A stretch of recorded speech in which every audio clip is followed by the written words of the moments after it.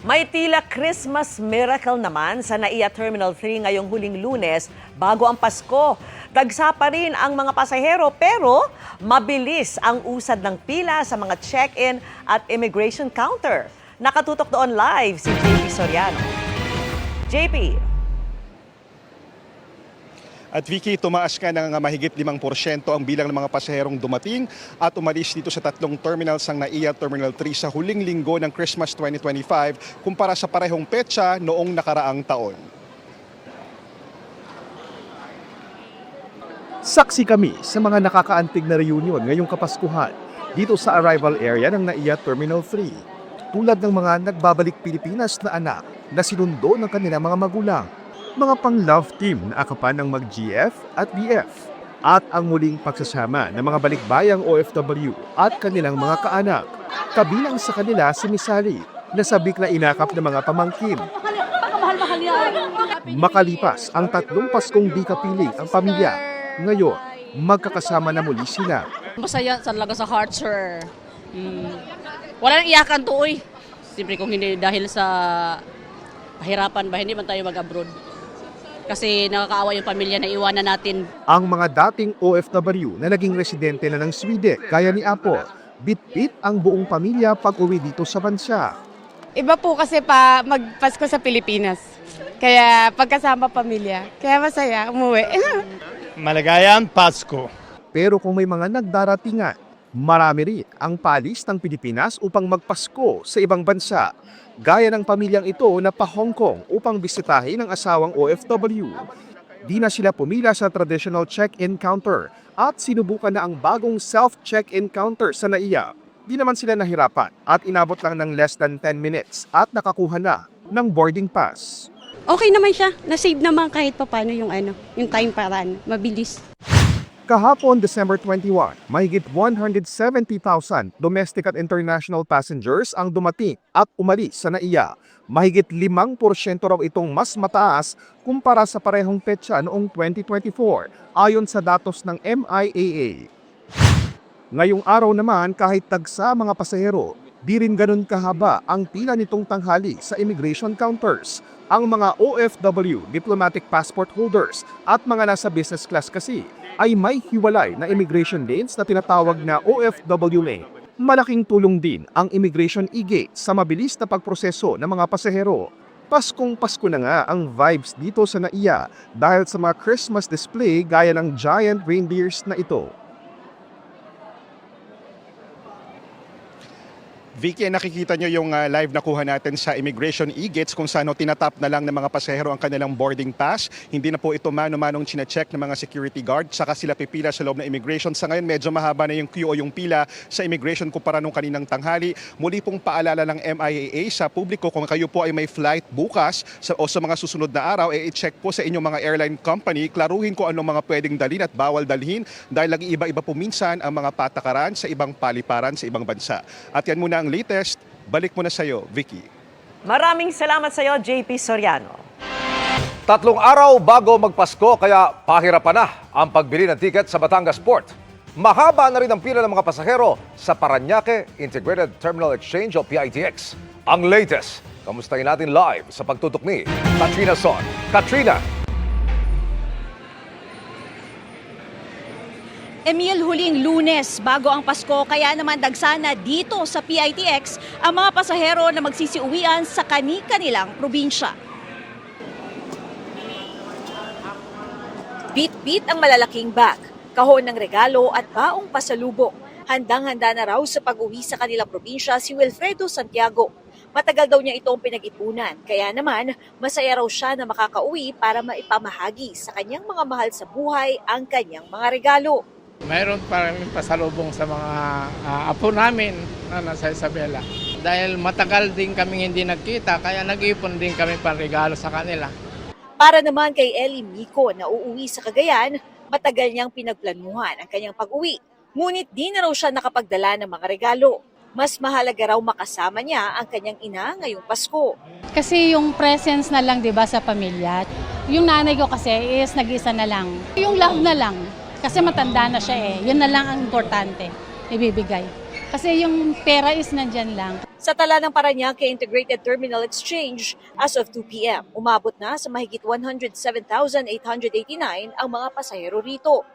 Bagamat wala pang fully booked na biyahe, nasa 43.18% na ang booking pa Bicol at 37.50% naman ang booking pa Visayas at Mindanao. Gayunpaman, mahaba na ang mga pila ng mga pasahero rito. Pagpasok pa lang ng PITX ay ramdam mo na ito. Maging sa security check at sa pagkuha ng ticket, mahaba na rin ang pila.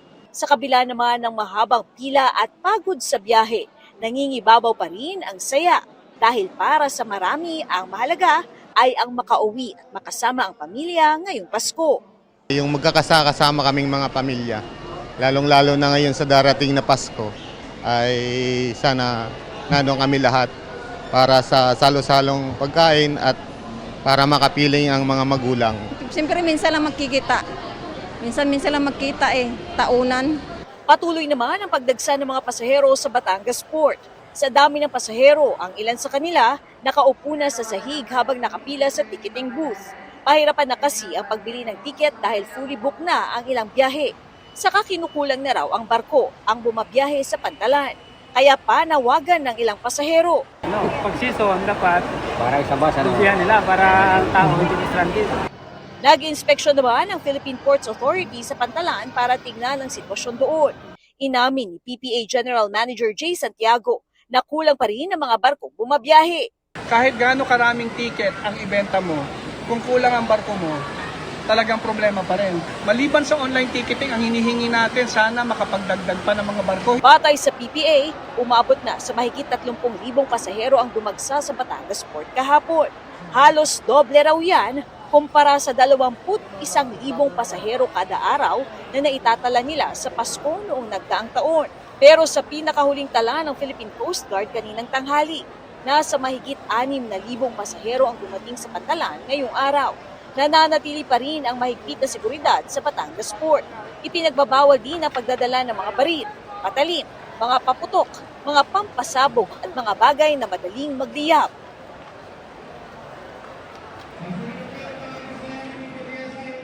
Emil, as of 6 p.m. ay umabot na sa mahigit 156,000 ang mga pasahero dito sa PITX. Emil, paalala din natin sa mga biyahero na maglaan ng sapat na oras para sa inyong mga biyahe dahil inaasahan na mas titindi pa ang dagsa ng pasahero sa mga susunod na araw bago ang Pasko. Emil? Maraming salamat, Katrina Son. Nagkagulatan naman sa Divisoria, kung saan mas masikip pa ngayong araw kumpara noong weekend. Maagang dumagsa ang mga naghahabol doon sa pamimili ng panregalo. Nakatutok doon live si Dano Tingkungko. Dano? Mel, ang Lunes, araw ng pasok. Hindi naman yan araw ng pasyal. Yun nga lang, marami yatang nakaisip o eto yung naisip. Kaya heto, siksikan ngayon at punuan dito sa Divisoria ng mga naghahabol, makapamili ng mga pamasko. Pagpatak pa lang ng alas 11 kaninang umaga, biglang buhos sa mga naghahabol mamili ng pangregalo sa Divisoria. Ikinagulat yan ng ilang nakausap naming talagang itinaong mamili ngayong araw dahil lang nasa isip nila mas maluwag ngayon kumpara pag weekend. Kanina wala pa masyadong tao, tapos ngayon stranded na maya-maya talaga sobrang dami pang tao. Busy po kasi sa trabaho kaya ngayon lang namili. Hindi kasi mas mura kasi dito. Para sa sarili lang wala. Kasi, sino magbibigay nun? Jowa ko, char. Umaga pa lang ganito na mga bayong ng ilang namimili. Laman ang tig 20-30 perasong damit at laruan sa halagang 1,000 piso lang. Lahat. Masikip, mainit, pero yan naman daw ang pambudol sa kanila ng Divisoria. Mura na, instant pa. Medyo abot kaya po yung presyo dito sa taas sa may bodega. Ayun po, kaya nagpunta po kami. Mas gusto ko po kasi yung nakikita dun sa personal para mas okay po. Madali pong makapamili, malapit lang. Nasubukan mo na online?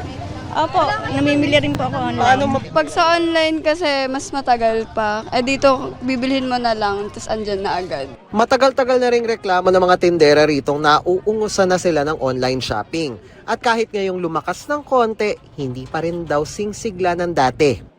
Dahil sa online, syempre mas mura, mas kino-commercialize siya ng mura pero hindi nila alam kung anong quality ng online. Kaya mas natatalo nila kami. Bumibili, isa, dalawa, ganyan. Tatlo. Mga pang-ano lang sa anak nila. Pero yung mga nagtitingi, nagbibinta rin, walang gaano, walang mga suki. Nag-online ka rin ba, Kuyang? Hindi nga, dapat may mga kalaban na kasi sa online Maraming nag-online Mahirap kalaban na. Kaya ang pantapat nila,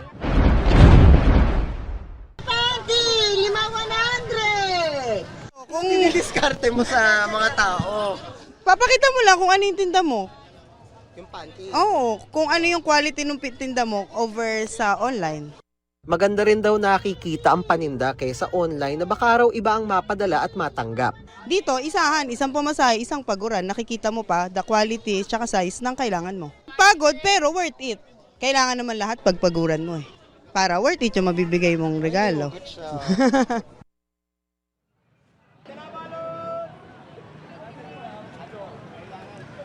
Para dun sa mga kababayan natin, mga kapuso natin na nakikinig sa ating pagsasahim papawid at narito halimbawa nasa may bandang Juan Luna sa kabilang gilid at doon naman sa Abad Santos sa kabila at may planong pumunta rito sa bahagi ng Divisoria dito sa Recto, particular dito sa ating pwesto sa may kanto ng Ilaya. Bumaba na kayo sa mga sinasakyan ninyo at maglakad na lang kayo para hindi sayang sa oras dahil itong kahabaan ng Recto, halos walang galawan ng mga sasakyan dito. Actually kami baka hanggang mamaya pa abutin bago makalabas dito sa sobrang dami ng mga tao na naghahabol makapamili ngayong gabi. Balik sa Mel. Maraming salamat sa payo mo, Dano Tingkunggo. Ramdam na rin ang Christmas rush sa mga kalsada tulad sa EDSA, lalo na malapit sa mga mall. Nakatutok live si Oscar Oida.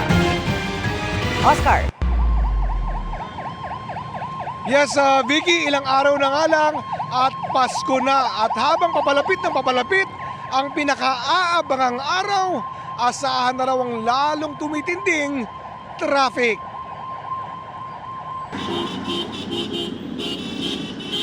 Tuwing rush hour nga, imbis na carols, busina ang maririnig sa mga inip na motorista. Tulad sa EDSA na mala Christmas parking lot, partikular sa mga mall entrance at U-turn slot kung saan sabay-sabay ang mga sakyang papasok, palabas at pauwi mula sa trabaho. Para sa mga commuter, ang maikling biyahe, humahaba na parang wishlist ni Santa. Kaya naman bantay sarado ng mga MMDA traffic enforcers ang mga inaasahang choke points, gaya ang bahagi ng EDSA Mandaluyong kung saan nakapwesto ang 4 na malalaking mall. Pilit na pinapausad ang nag-eembudong daloy sa dami ng mga sasakyan. Ang pinaka lang po dito, problema lang dito kung bakit nagkakaroon ng traffic. It's not just about the volume of vehicles, but it's also about the ingress and egress of the vehicles. Bukod sa pagmamando ng traffic, tuloy ang pinaiting na pagtatanggal ng sagabal sa mga mabuhay lanes. Umaga ng suyurin ang Scout Borromeo, Scout Ibardolaza, Tomas Morato, V. Luna, maging sa tapat ng istasyong ito ng pulis sa may EDSA Kamuning sa Quezon City. Umabot sa 40 sasakyan ang nahatak, habang mahigit 50 ang natikitan dahil sa pagparada ng alanganin sa kung saan-saan. Maya't maya rin umano kung pasadahan ang Chino Roses Extension sa may boundary ng Taguig at Makati, na hanggang sa madaanan namin kanina ay patuloy na pinaparadahan ng alanganin ng ilang mga motorista. Samantala, suspendido ang expanded number coding scheme sa December 24 at 25, gayon din mula December 29 hanggang January 2. Vicky, paalala nga ng mga otoridad ngayong kapanahon na ng Pasko, habaan daw ang pasensya, maihanda ng maaga ang mga biyahe at laging susunod sa batas pantrapiko dahil sa huli, maari pa rin maging magaan ng Pasko basta ang pasensya natin singhaba raw ng pila ng mga sakyan sa EDSA. Vicky? Mismo. Maraming salamat sa iyo, Oscar Oida. At nagtaasan na rin ang presyo ng ilang karaniwang handa tuwing Noche Buena, tulad ng hamon at lechon. Ang bentahan naman ng prutas matumal pa raw sa ngayon. Mula sa Maynila, nakatutok live si Maki Pulido. Maki? Alam mo nga, Tita Mele, umaaray, mapanegosyante man o mamimiling nakausap namin dahil sa napakamahal daw na presyo ng bilihin, medyo extra challenge ang pagbabudget para sa Noche Buena. Maagang pumila si Madel para makabili ng hamon sa Quiapo, Maynila na pagsasaluhan ng kanilang pamilya. Para magkasya ang budget, 1/4 kilo lang ng scrap at sliced ham ang kanyang binili. Ito po scrap 1 slice, ito po 1/4. Ito po, kung may natitira, hati-hatiin na lang para marami. Para may mga salu-salu lang po kami. 450 pesos ang 1/4 scrap ham na binili ni Madel, 470 pesos naman ang 1/4 na sliced ham. Kung 1 kilo kasi, papatak ng 1,800 pesos. Nagmahal ng 20 hanggang 40 pesos per kilo ang binibentang ham dito sa Quiapo. Wala pong budget para lang magkaroon ng yung mesa namin.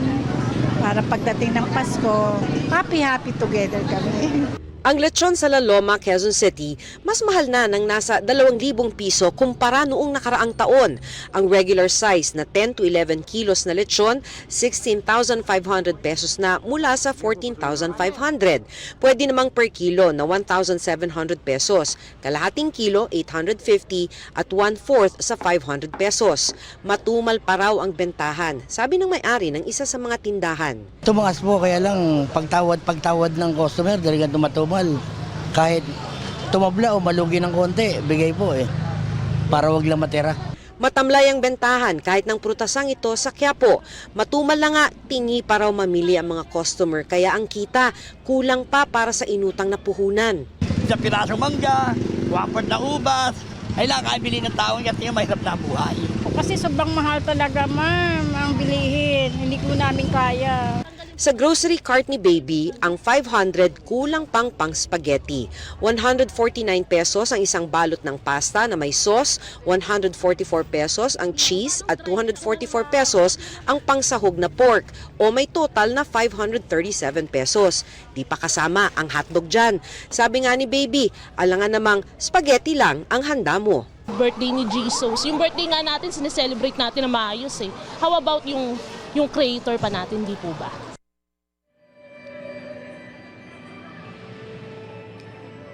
Kasama rin naman sa pagdiriwang ng Pasko ang pagsisimba. Dito sa Quiapo Church sa December 24, 8 p.m. alas 8 ng gabi magsisimula ang panunuluyan.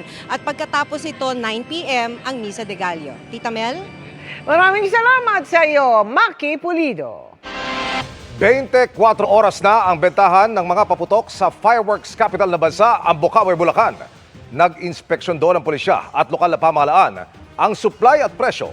Kamustahin natin sa pagtutok ni June Veneracion. Kung pagbabasehan ang laki at pangalan, maski papano, ay magkakaroon na ng ideya kung alin ang mga legal at alin ang pinagbabawal na paputok at pailaw. Sino ba naman ang hindi matatakot sa tunog ng mga pangalan gaya ng Atomic Bomb, Quezon Bomb at Goodbye Philippines? Kumpara sa mga legal tulad ng Batibot, Tungkod at Higad. Inilabas ang mga sample para maging gabay ng publiko sa kanilang pamimili sa Bukawi, Bulacan, ang fireworks capital ng bansa. Ang paputok at pailaw ay hindi ipinagbabawal kundi mahigpit na nire-regulate. Hindi po dapat mas mahirap ang maging legal. Mas dapat pahirapan ay tugisin ang mga illegal. Nag-inspeksyon din ang mga opisyal ng PNP at provincial government ng Bulacan sa mga tindahan sa Bukawi na 24 oras ng bukas habang papalapit ang bagong taon. Sa ilalim ng regulasyon ng PNP Firearms and Explosives Office, hanggang 0.2 grams o 1/3 teaspoon lang ng pulbura ang pinapayagang laman ng paputok. We would like to reduce yung risk of death, risk of loss of property at yung mga ganong insidente. Zero tolerance po tayo, lalong-lalo na sa mga chief of police na who've been remiss in not implementing these rules and regulations. Dumadaing pa rin ang mga manufacturer at retailer sa epekto ng smuggling, illegal na bentahan at sunod-sunod na sama ng panahon. Sa paggawa namin, ang number one namin weather, hindi kami makatuyo. So, siyempre, production is down. Halos buong taon nakikita natin umuulan. Ang bagsak na produksyon at pagsipa ng presyo ng mga sangkap sa paggawa ng paputok at pailaw ang nakikitang dahilan sa mataas ngayon na presyuhan. Halimbawa, ang ordinaryong kwitis na 5 pesos lang noong Oktubre, nasa 9 hanggang 10 pesos na ngayon kada isa. Sobrang taas lang talaga ng presyo. Kasi sobrang taas sa mga gawaan last year, mga ganitong panahon, medyo mataas na rin ang presyo talaga. No? Pero ngayon, mabilis yung pagtaas ngayon Para sa GMA Integrated News, June Veneracion, Nakatutok, 24 Oras.